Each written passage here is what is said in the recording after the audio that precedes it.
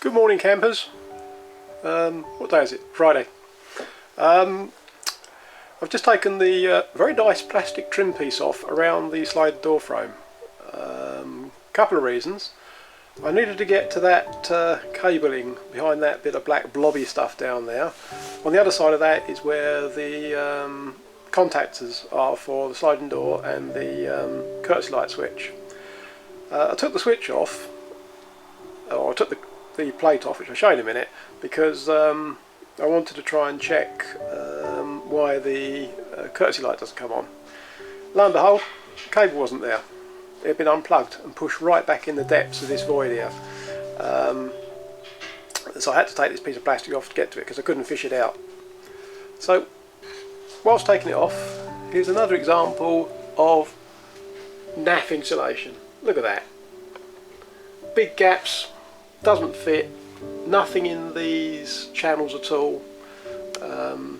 But the biggest problem there is the gaps. So heated air that's getting in through all these sort of areas here that are just completely uninsulated. Warm air that's coming up these channels here. Basically warm air that's getting in through holes and any way it can get in through the ceiling. It will go straight up and then condense on the metal in the roof, which is what I filmed earlier on another video. So it's just another example of this stupid rock wall. Yeah, they don't even cut it to fit properly. It's just useless, frankly. But there you go.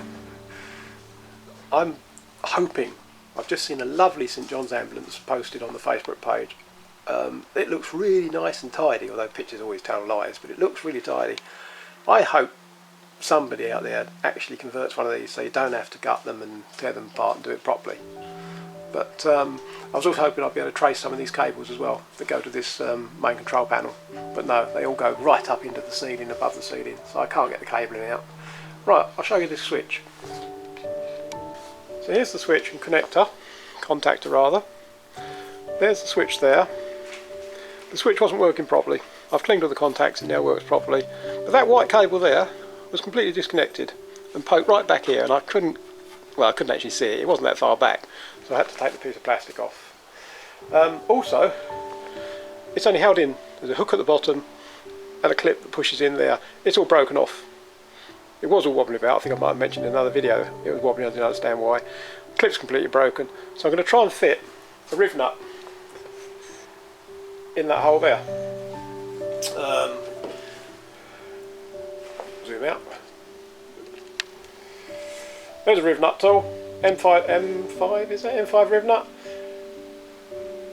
That will work in there beautifully, apart from the fact the door's in the way and I can't get my tool straight, so I can't put it in. So I've got to improvise, or frankly Sally will probably have to buy a new switch, because I say all the plastic parts are broken off the back that the little push stud goes into.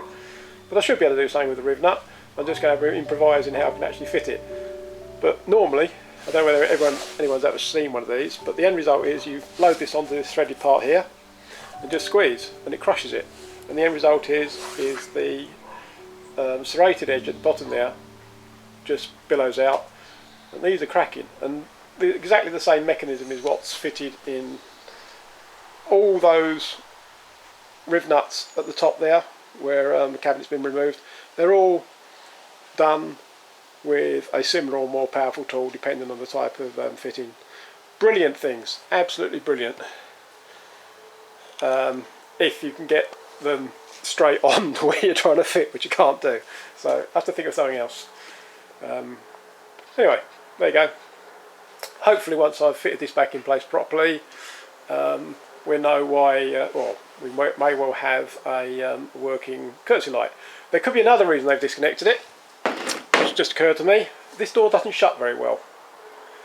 Maybe when they're driving they were getting endless warning messages from the Genesis system, because this will be the door open will be messaged via the CAN bus, and there's a CAN bus interface into Genesis. So maybe Helga was constantly saying warning, warning, door open, or maybe it was rattling and the light was flickering.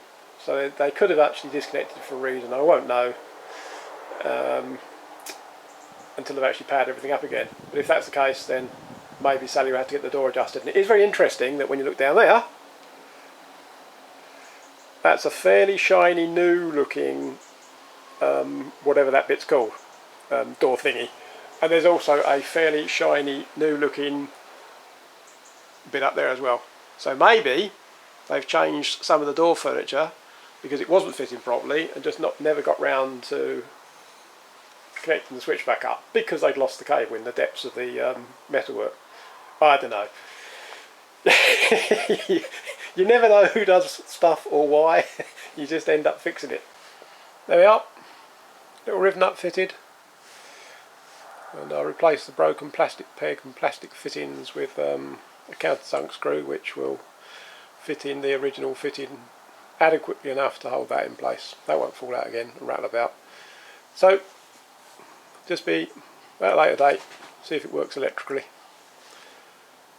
Thanks for watching.